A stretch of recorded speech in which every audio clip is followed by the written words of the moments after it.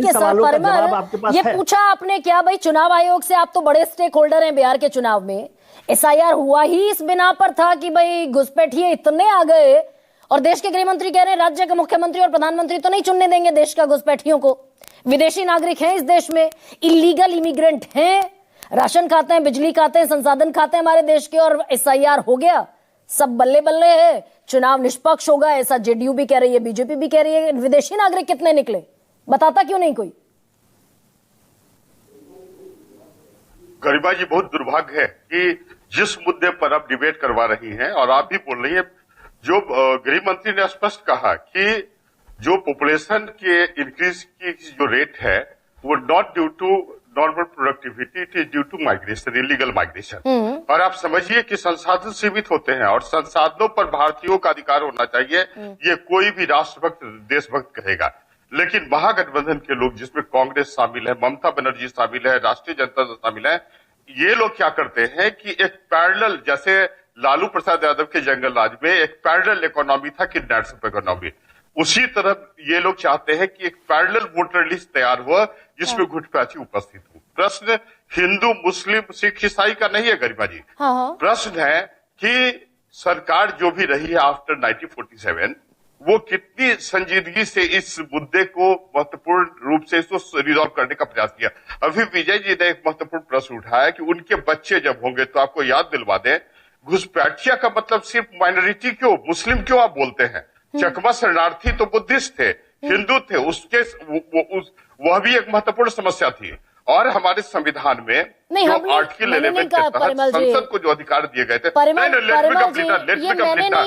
संसद को अधिकार दिए गए थे, 3 देशों के नाम तो देश के गृह मंत्री ने लिए हैं। किसी भी स्थिति में नहीं, किसी भी स्थिति में गरिमा जी, किसी भी स्थिति में चाहे घुसपैठी कोई भी हो, हिंदू हो, मुस्लिम हो, क्रिश्चियन हो, सिख हो, निश्चित रूप से उसको डिटेक्ट करना चाहिए, डिपोर्ट करना चाहिए और डिलीट करना चाहिए फ्रॉम वोटर लिस्ट। लेकिन तो ये 2 करोड़ जो थे, ना 1 सेकंड, करना चाहिए ये तो माइनॉरिटी को वोट बैंक के रूप में प्रयोग करती रहती है। आप तो विपक्ष की जबान में बात कर रहे हैं कि करना चाहिए, सत्ता आपकी है, विपक्ष की जबान में तो बात ना करें, सत्ता आपकी है, निकाल बाहर कीजिए।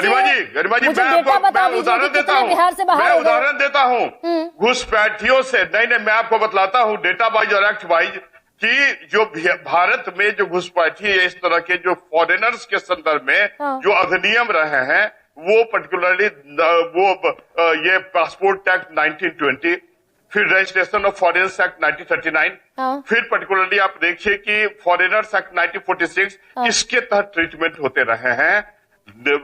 एनडीए गवर्नमेंट ने 2025 में प्रभावी कानून बनाया, जिसको हम इमिग्रेशन एंड फॉरेनर्स एक्ट 2025 कहते हैं। ये बिहार में बना और उसके पहले भी 2014 में भी, और ये क्वेश्चन पूछ रहे थे एक सेकेंड, ये जो एक्ट बना ये 2025 में बना, बिहार में बना या देश में बना? उसके पहले ये राष्ट्र में बना।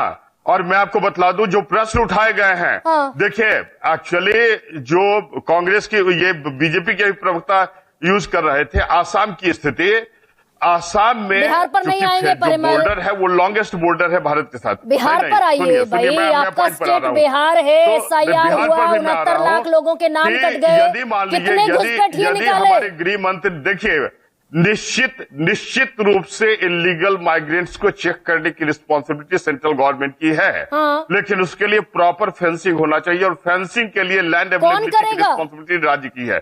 लैंड स्टेट ये राज्य करेगा। तो बिहार में, उन्होंने प्रश्न किया था कि राज्य सरकार आपकी, जो 4.5 केंद्र में आपके सहयोगी बीजेपी की, आप देखिए ना, और परिमल जी बताने में बंगाल के बॉर्डर से हम लोग, बांग्लादेश के बॉर्डर से मैडम हम लोग, नहीं बांग्लादेश के बॉर्डर से हम लोग अटैच नहीं है।